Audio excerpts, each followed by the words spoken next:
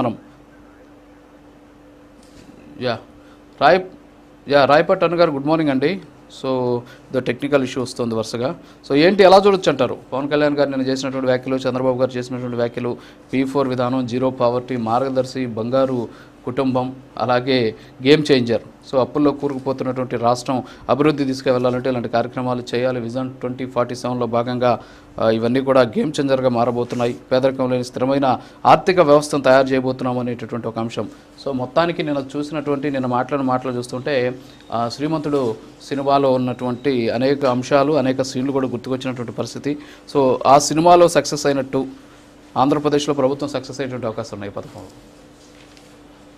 Sir, ప్యానెల్లో ఉన్న పెద్దలకి, మీకు వీక్షకులకి నమస్కారం సార్. ప్రభుత్వం ఎప్పటి నుంచో పేదరిక నిర్మూలన అనే అంశాలని నాకు తెలిసి నా చిన్నప్పటి నుంచి కూడా చేపడుతూనే ఉన్నప్పటికీ కూడా ఇవాళకి వస్తున్నటువంటి పెరుగుతున్నటువంటి జనాభా, అలాగే అందుతున్నటువంటి అవకాశాలు, లబ్ధిదారుల సంఖ్య, వీటన్నింటికి కూడా ఎక్కడా పొంతననేది లేకుండా ఇప్పటి వరకు పేదరికం ఇంకా పెరుగుతున్నటువంటి సందర్భాలు నా చిన్నప్పటి నుంచి చూస్తూనే ఉన్నాను సార్ ఆంధ్రప్రదేశ్ లో. కానీ అది ప్రత్యేక రాష్ట్రంగా విడిపోయిన తర్వాత ఆ రేషియో అనేది తారాస్థాయికి వెళ్ళిపోయింది. ఎందుకంటే ఇక్కడ రాష్ట్రంలో రాజకీయ అనిశ్చితి అనేది ఏర్పడడం, అలాగే వచ్చినటువంటి నాయకులు పెట్టేటువంటి దృష్టి వేరే వేరే విధానాల మీదకి మళ్ళీపోవడం మూలంగా ఈ పేదరికం అనేది తీవ్ర స్థాయిలో పెరిగిపోతూ వచ్చింది. రాష్ట్రం యొక్క ఆర్థిక పరిస్థితి కూడా దానికి ఒక రకంగా దోహదం చేసిందనే చెప్పాలి. కానీ ఈ రోజు మన ఈ ఉమ్మడి కూటమి ప్రభుత్వంలో గౌరవనీయులైనటువంటి చంద్రబాబు నాయుడు గారు, ఆయన యొక్క అంటే సీనియారిటీ అన్ని చోట్ల పనిచేస్తుంది.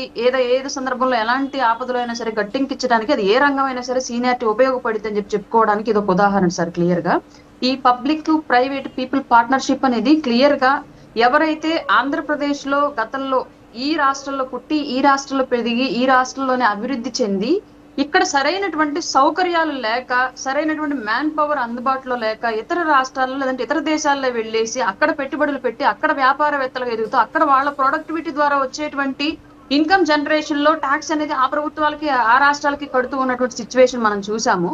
ఈ రోజు ఏంటి అంటే ఈ రాష్ట్రంలో ఉన్నటువంటి ధనవంతులు ఎవరైతే ఉన్నారో, ఎవరైతే పారిశ్రామికవేత్తలకు ఎదిగిన వాళ్ళు ఉన్నారో, మీరు మార్గదర్శులుగా మారి ఈ రాష్ట్రంలో ఉన్నటువంటి పేద కుటుంబాలను బంగారు కుటుంబాలుగా తీర్చిదిద్దడానికి మీ భాగస్వామ్యం మాకు అవసరం ఇవ్వాలని చెప్పేసి ప్రభుత్వమే నేరుగా ఇందులో వారధిగా ఉండి ధనవంతులను, పారిశ్రామికవేత్తలను పిలిచి వాళ్ళ యొక్క పార్ట్నర్షిప్ తోటి పేద కుటుంబాలను కూడా ప్రభుత్వమే సెలెక్ట్ చేసి వీరిరువురి యొక్క పార్ట్నర్షిప్ లో ఆ పేదరికాన్ని నిర్మూలించేటువంటి ప్రక్రియ అనేది నిజంగానే మనం అందరం కూడా గర్వించాల్సిన విషయం సార్.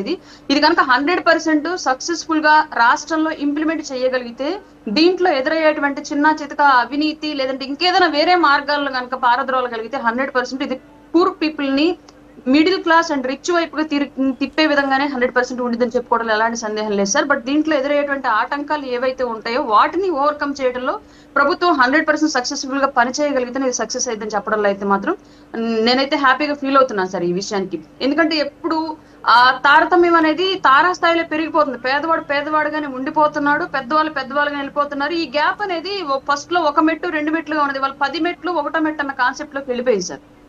కారణాలు ఏమైనా అవనివ్వండి దానికి సంబంధించి.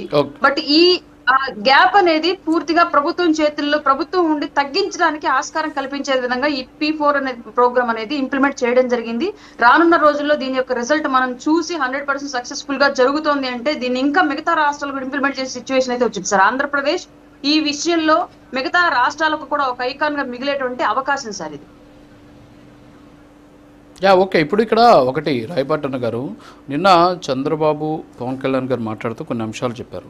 ఏంటి అంటే ఇప్పుడు గతంలో వైఎస్ఆర్ కాంగ్రెస్ పార్టీకి ఇప్పుడున్నటువంటి కూటమికి ఉన్నటువంటి తేడా, గతంలో ఎవరైనా సరే కంపెనీలు పెట్టడానికి లేదు పెట్టడానికి వచ్చినటువంటి కంపెనీలు ఏవైతున్నాయో వాటి దగ్గర నుంచి స్థానికంగా ఉన్నటువంటి ఎమ్మెల్యేలు, ఎంపీలు, అలాగే ప్రభుత్వానికి సంబంధించి కొంతమంది పెద్దలు ముడుపులు అడిగేవారు. అంతేకాకుండా వాళ్ళని కమిషన్లు అడిగేవారు.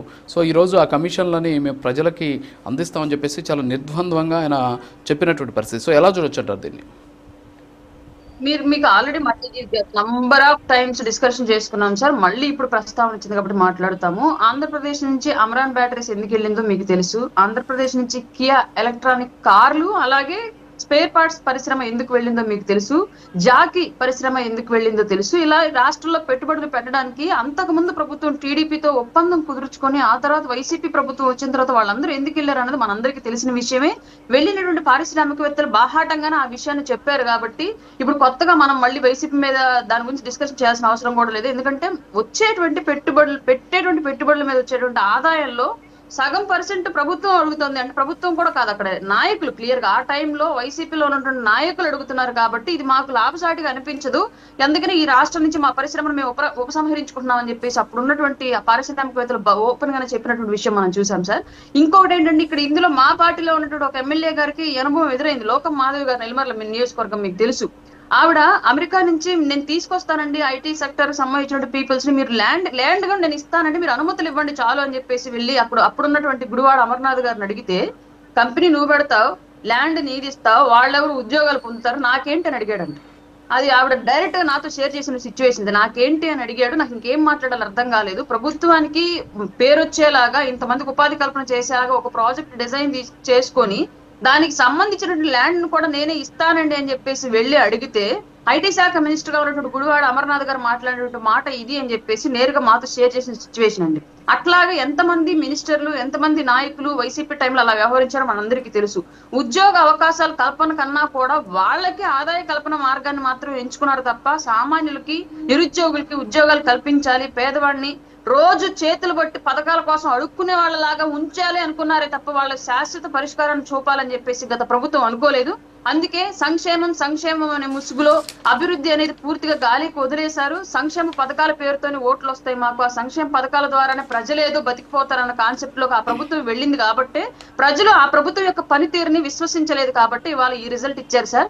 కాబట్టి గత ప్రభుత్వం యొక్క వైఫల్యాలను తాలూకు మేము ఎన్నో నేర్చుకున్నాము, అలాగే ఇప్పుడు ఉన్నటువంటి అవసరాలన్నింటినీ కూడా గ్రహించాం కాబట్టి రాష్ట్ర ప్రజలకు అవసరాలు ఏంటి అనేది క్లియర్ గా ఇవాళ స్వార్థాన్ని వదిలేసి సమాజం కోసం నిలబడేటువంటి ప్రభుత్వంగా ఇవాళ కూటమి ప్రభుత్వం ఉందని చెప్తున్నాం సార్.